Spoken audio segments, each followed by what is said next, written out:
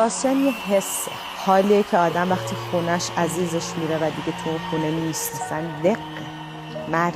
یعنی تاسیان حال غریبیه که آدم در از دست دادن ها تجربه میکنن. مثل چشمه ها نبود، مثل آسمون نبود، اون که دیوونم کرد لایق جنون نبود.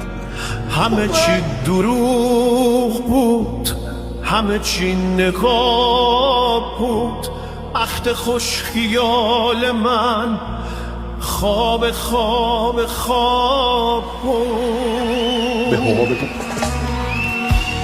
من باید میرفتم با قطاری که برام آخرین گلوله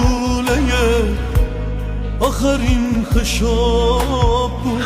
من باید میرفتم زود زود زود زود، یکی تو خاطره ها زخم برداشته بود. مثلا دق مرگ.